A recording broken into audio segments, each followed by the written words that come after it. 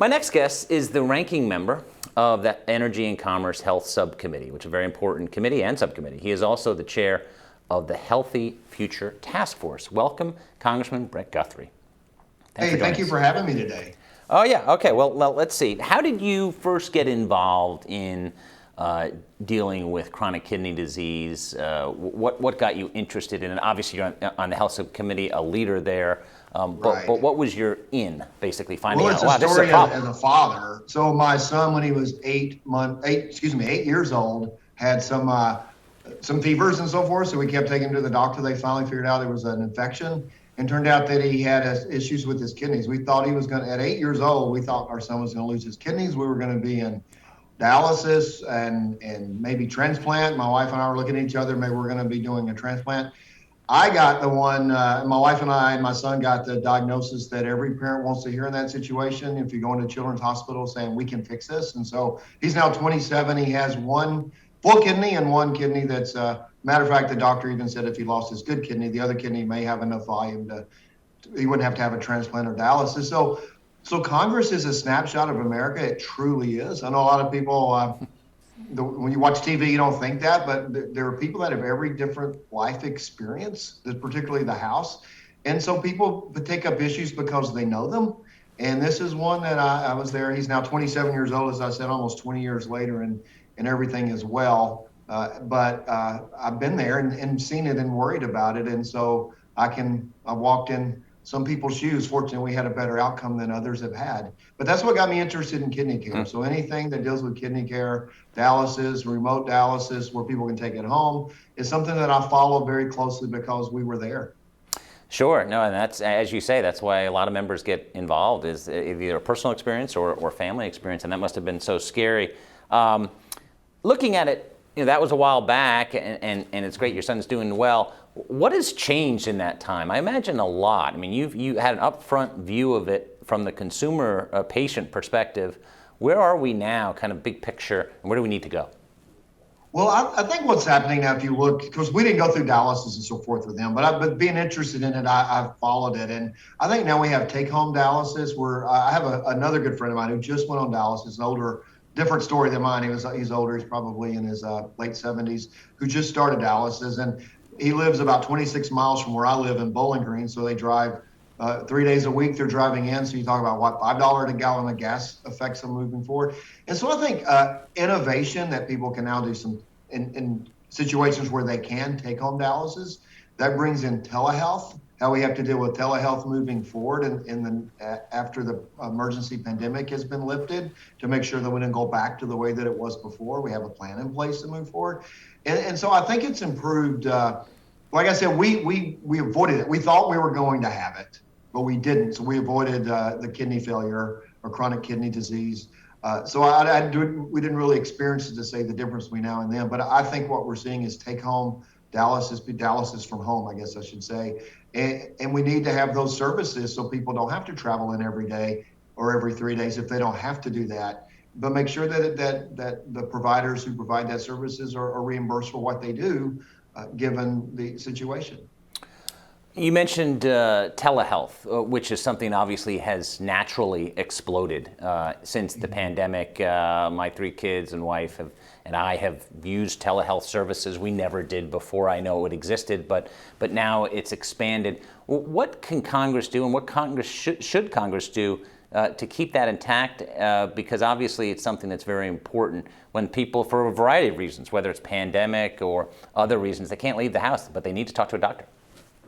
Well, we need to sit down together and work on it together. And currently what is happening is just the telehealth is just being extended as it is without looking. There are a lot of questions to ask. We have to have answers for. One, typically if people are, now I live in Bowling Green, Kentucky, which I'm an hour from Nashville. So my son actually had his surgery at Vanderbilt. And so you do cross state lines in the old school of healthcare, but physicians don't travel as much. So you've got state licensure issues, you've got access issues, you've got reimbursement issues. How do you reimburse people moving forward? And how do you prevent, people from just creating phone centers and billing the system moving forward? Because unfortunately, there's always people that take advantage of that. So those are the things that we need to look for.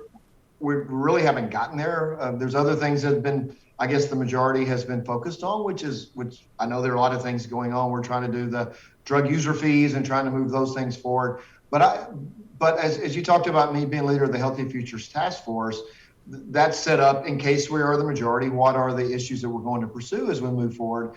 And what we tell everybody in the Republican conference as we get together, if you remember before we had the Affordable Care Act and repeal and replace, and that was kind of drove us in 2017 after President Trump came into office. But the only things we're going to be able to do and accomplish are things that President Biden will sign because he's going to be president in 23, 24. And so telehealth is one of those things we can sit down in a bipartisan way. So our hope and objective is we're going to have policies ready to go if we take the majority, and it's going to have to be bipartisan because you got to get it through the Senate, and there's not really any estimate you're going to have 60 votes in the Senate. We certainly got to get the president to sign it. So those are issues that we're going to work on. We're going to be, we want to have victories. We want the American people to see that government can function, it can work, we can work together. And the necessity of a split government, if we take the majority, which it will be, we'll have to work together. And so hopefully we can prove to the people that can happen. And healthcare is the number one issue because most of this issues with healthcare, sometimes the way who pays for it and how it's paid for is different. But the actual treatments and so forth is a bipartisan issue. You mentioned you're co-chair of the Healthy Future Task Force. How did this task force come about? What's on the task force agenda? Well, the objective of it, so we have several task forces in the Republican conference. Leader McCarthy put together a task force to be ready. If we take the majority, we want to be ready from day one with what our agenda will be if we move forward. And so there are several different task forces dealing with big tech, dealing with judiciary, mine with banking and finance. Specifically, ours obviously is healthcare.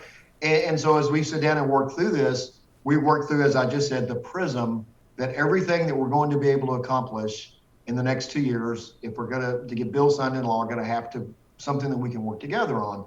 And I know a lot of people are watching this that if you watch cable news, you don't think Congress works together a lot, but there are a lot of things in line that can be moved forward. There's HR 19, which is a bipartisan bill for pharmaceutical reform, for pharmaceutical pricing, bringing biosimilars into the mix big quicker.